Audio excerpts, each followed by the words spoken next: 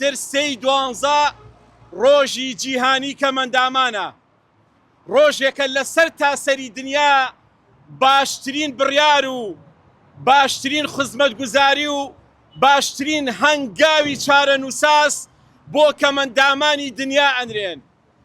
خزمەت لەسەر خزمەت و بڕیار لەسەر بڕیار دەخرێتە سەر ژیانی کەمەندامان. چیدی کەمەندامان لەوە مەحرومتر نەبن و بێبەش نەبن لە خۆشیەکانی ژیان. لە هەرێمی کوردستانیش ئەوە نزیکەی 30 ساڵە کەمەندامانی کوردستان بەردەوام لە برسێتی و لە نەهامەتی و لە قوربەسەری و لە بێهیوایی و لە بێخزمەتی و لە بێڕێزی و لە بێحورمەتیدا ژیانە باتە سەر. لێرەوە ڕووی دەمانەکەینە سەرۆکی ئەنجومەنی وەزیران جەنابی سەرۆکی حکوومەت کاک مەسرور بەرزانی، هەموو وەزیرە سەرۆکی حکوومەت بۆ 12 ڕۆژی جیهانی کەمەندامان چ پرۆژەیەکت ئامادەیە وەکو پرۆژەکانی کەت شانازی پێوە بکەین؟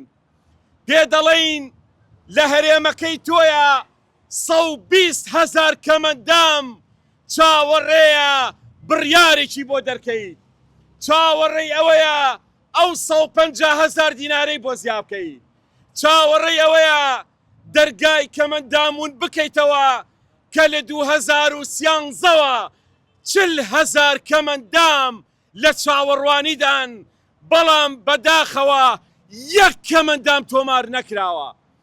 لە 2013ەوە یەک کەمەندام تۆمار نەکراوە. سەرۆکی حکوومەت، سەرۆکی هەرێم، جێگری سەرۆکی هەرێم و سەرۆکی حکوومەت وەزیرەکان، چەند ڕۆژێکی تر 12ە چیتان پێیە بۆ کەمەندامی وڵات؟ ئەم دەرگا نەفرەتیە کە یەکرێتەوە، ئەم بینا تۆزلێنیشتووە کە یەکرێتەوە، ئەم بینا نەفرەتی پەرلەمان کە یەکرێتەوە، هەتاکەی دەرگای پەرلەمان بەڕووی کەناڵک بەڕووی خەڵکەکە یاداخن.